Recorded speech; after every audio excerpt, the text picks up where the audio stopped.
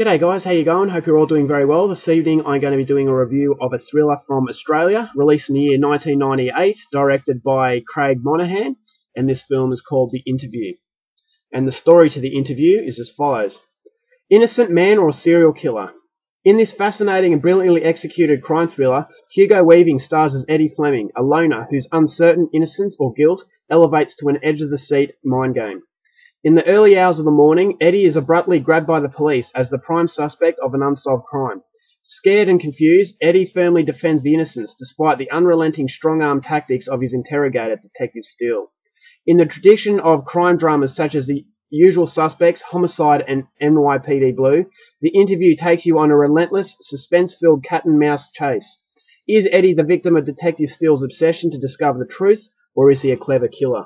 So Hugo Weaving plays the main character Eddie. He is asleep in his apartment one day, and then at 5 o'clock in the morning the police barge down the door, led by Detective Steele, played by Tony Martin, and they take him into custody. Now initially Eddie has no idea what's going on. He doesn't know what he's done wrong, and he is sat in an interrogation room. Now basically an interview is basically in America an interrogation. So it's not a job interview, don't be fooled by that.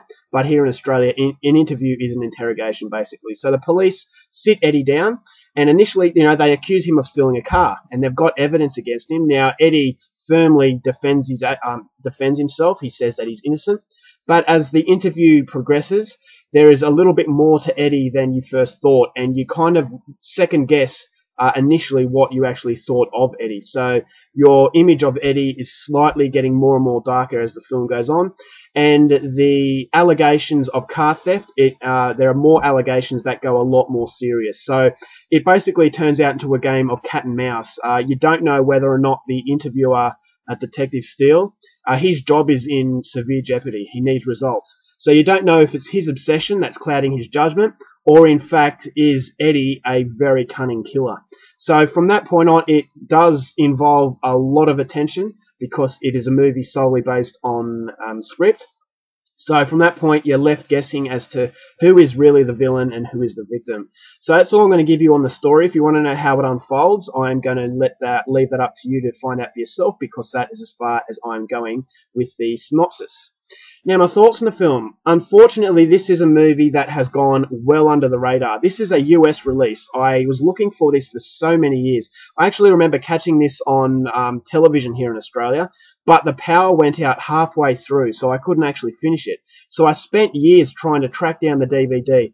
Unfortunately, I came across this in a used second-hand DVD shop, and this is the US release. So it's a great shame that for an Australian movie it's so hard to come by, but I finally got it, and I finally wanted to actually see how it ended, because from what I saw of it, I really liked it.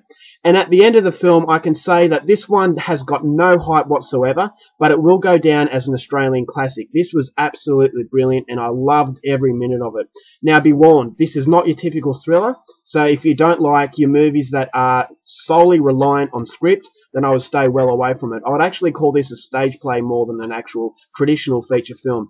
But where the movie succeeds so much is in the unbelievably brilliantly done characters. Very, very disturbing characters. You don't know who, you know that there are ghosts in these guys' pasts, but you don't know if they're telling the truth, and you don't know if they are trying to get away with something. So that was the beauty of it. It's a real cat and mouse sort of game, and it really does play with the viewer's mind as well. Initially you think Hugo Weaving character is the victim, and Detective Steele, Tony Martin's character, is unlawfully, putting some brutal tactics on him. But then as the movie progresses, you start to have your doubts about Eddie, Hugo Weaving's character, and you start to think that maybe the detective is onto something.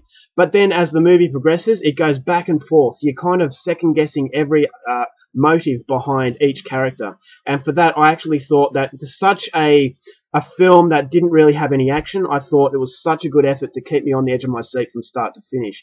It goes for 106 minutes, but let me tell you, the pacing is absolutely fantastic. And by the end of the film, I was wanting a whole lot more, because it was just that engaging. And it's just, you do not come across films like this, very often.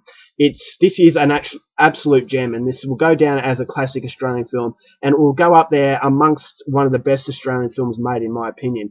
The acting, absolutely brilliant. Hugo Weaving, I think he hasn't done any of his other performances have not been as good as his performance in this one. He plays a very damaged sort of character.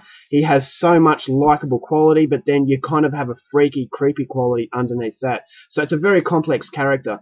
And when you're speaking of complex characters, Tony Martin's character, who plays Detective Steele, he's equally as complicated. He is a very tough cop, and he has his job is in jeopardy because he has had problems in the past before, and if he doesn't get results, his ass is on the line basically. So you really understand why he's so determined to get to the bottom of this case, but then you start to think that maybe he is trying to bend the law a little bit in his favour.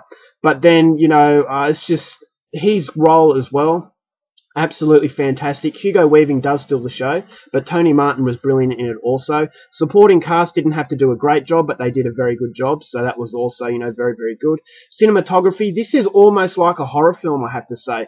It was a really unique experience because it's such a dark film that the music is very haunting, and I just couldn't help but feel that although it wasn't traditional horror, I just felt a really creepy sort of vibe throughout the entire length, and it kind of felt like a surreal sort of film. And I just thought that the movie was spiraling down darker and darker as the movie progresses, and I actually thought that the progression of the film was very well done because as the minutes go by, the suspense gets more and more intense. And the ending, it will leave it up to the viewer to make their own conclusions, which once again is why the film is so good. The doors are open to interpretation. You can see whether or not who the villain is. It's just one of those movies that leaves it up in the air. There's a lot of grey area, and it definitely warrants multiple viewings. I watched this a second time, and I can tell you it's even better a second time. So it was absolutely fantastic. I would highly, highly recommend everybody goes out there and checks out this movie. I thought, it's one of the best Australian films made. Unfortunately, tragically, this movie is unheard of. But if you get the chance to see it, I would highly recommend you go out there and get it. I'm giving it 5 out of 5. I thought it was absolutely fantastic. And let me tell you, I'll be watching this many more times. So that is my review of the classic Australian film, The Interview. Highly, highly recommended if you like your intense psychological torment. Alright guys, that's my review. I hope you enjoyed it. Till next time, take care of yourselves, and I'll see you later. Bye.